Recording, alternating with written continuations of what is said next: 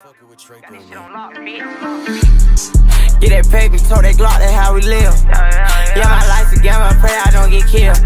They can't believe I got the guap, this shit for real. Can't accept the fact my brother gone, I wanna kill. Yeah, I can't go for that shit don't sit right. Instead of capping to the old nigga, I know what you live like. Ain't worried about all just fuck these hoes and live life. I go on the drill, I'm smart enough, you gotta know how to kill. Hinata stood in the middle of the court, the spring sun casting over the warm glow of the scene. The crowd roared around him, and a sea of cheers and applause as his high school team Alba Josai clinched victory in the National Spring Volleyball Tournament. Hinata, the volleyball genius known for his speed, agility, and uncanny ability to mimic his opponents. Well, he had led his team to victory against all odds. This was a strange feeling to him, as it wasn't as he imagined. There must have been more that he dreamed of. Although for his seniors, they seemed to be really happy while celebrating. As the final whistle blew, his teammates cheered and lifted their coach onto their shoulders, celebrating the culmination of all their hard work and dedication. But amidst the jubilation and joy, Hinata knew that this was just the beginning of his new chapter in his volleyball career. As after the tournament, Hinata received numerous offers from top-ranked club teams around Japan, as ultimately, he decided to join the prestigious Ichiyama Institute, a powerhouse team in the world of volleyball known for producing top-tier players. As he would forbid farewell to his teammates and his coaches at Alba Josai, Hinata felt a mix of excitement and also nervousness for the change that he was about to undergo. Many wanted him to stay, but he knew that this environment would be much better for him. He wanted to keep up with his seniors, and this seemed like the only option to do so. At Ichiyama, Hinata faced tough competition from some of the best players in the country, as it also seemed that he was going to be in the second string of players and he wouldn't be starting anytime soon. Ichiyama's club also played the game at a very slow pace and also a counter style, so this threw Hinata off as well. Finding it hard to adjust to the tempo, he questioned if this was really the right move for him to make. Nevertheless, he trained tirelessly, pushing himself to new limits as he honed his skills and perfected his craft. In his first season, he struggled to find his pace on his team, but his determination and work ethic caught the eye of his coaches. Seeing his potential and how he could benefit the team, he was able to learn new skills almost instantly and when they wanted to give him a chance.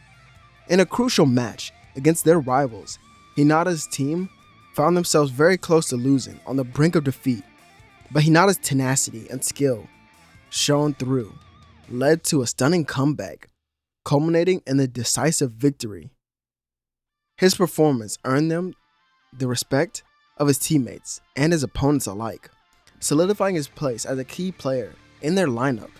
This performance caused Hinata to also be looked at as someone they could instantly put into the game when they needed a spark in their offense, with his team also giving him the nickname the Solar Spark because of his orange hair. As the seasons passed, Hinata continued to grow and shine. He faced off against formidable opponents, employing his signature quick attack and clever tactics to outmaneuver the most experienced blockers. But he also played setter and even libero in some of their matches. And in a grueling match against a formidable club, Hinata showcased the zone and his adaptability, switching seamlessly between offense and defense to secure a hard-fought victory for his team. He enjoyed every moment of this, as being in the zone and making it bend to his own will was almost so exciting. It was thrilling throughout the match. But through his many great matches, he learned to enhance his own abilities without the zone. But there were so many other things about volleyball that he had to learn, but it was shown to him through his coaches and his teammates alike. Hinata would then receive a call from the Japan U20 national team, a dream come true for the young athlete. As the starting wing spiker, Hinata would showcase a full range of his abilities on the international stage, dazzling the spectators with his lightning-fast reflexes and powerful strikes. But he wasn't the only young player called up to this team, as one of the Miya twins, Atsumu, was here as well. Ushijima, being an anchor for the team, was also here, and Hoshiyumi was also here, shocking Hinata a little bit, as these were the only select players that we know. At first it seemed like these players really couldn't get along, except for Ushijima and Hinata, but as for Atsumu and Hoshiyumi, they constantly clashed due to their egos, and this was a problem if they wanted to work together as a team. They would have a couple skirmishes where we see this ego get in their way, but soon, their coach makes a change to their team. A month would pass as we begin the U20 World Tournament, and surprisingly, this team dominates the main competition, leading them all the way to the Final Four where they make it by France, heading to the finals. As within the finals, Japan found themselves facing off against the reigning champions, that being Brazil. The pressure was on, and the immense heat of the match was felt by everyone within it, as it had plenty of talent within it as well. Japan did gain a sense of self while growing together, and their young players were seen as the head of the offense. On this grand stage, you couldn't tell whether they were nervous or excited due to how intensely they played throughout their match. Hinata remained calm and focused, drawing upon all his abilities, training, and experience to lead his team to a historic victory to dethrone Brazil and take a win for Japan. As with a thunderous final spike, Hinata sealed the win, cementing his legacy as one of Japan's brightest stars. Confetti rained down from the skies as cheers would erupt, and Hinata looked around at his teammates and his friends as his coaches were there as well. And the people who had supported him, even from high school, were also there. This was the pinnacle of the sport. From a small high school in the city of Japan to the grand stage where he could be seen on TV. As his team held the championship trophy, he could feel it. This was it. This was where he entered a new world of volleyball, a world-class one, where there were many opponents waiting for him, and many places he could take it.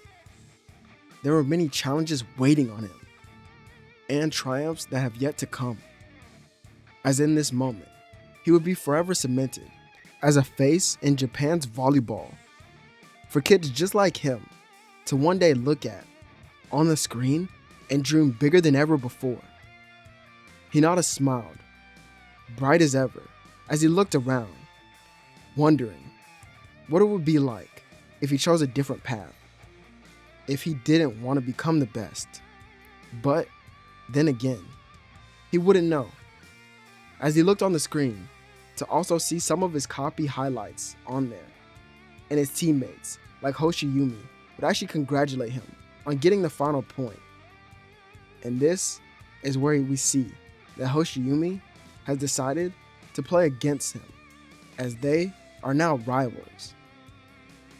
This makes Hinata smile, wondering how he would evolve as well.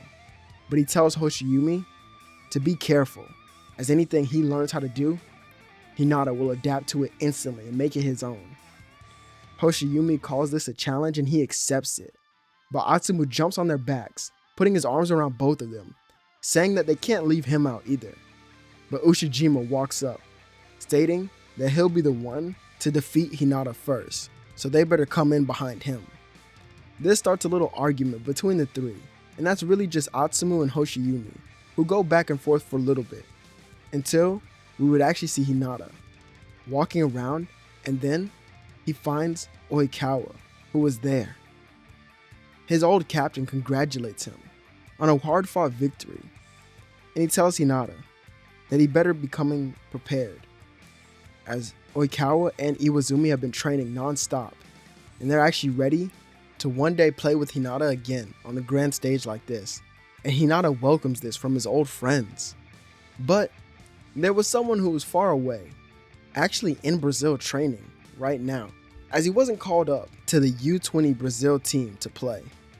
But he has been there training for a while. Mad Dog was seen looking at the screen at his old friend, as he had won.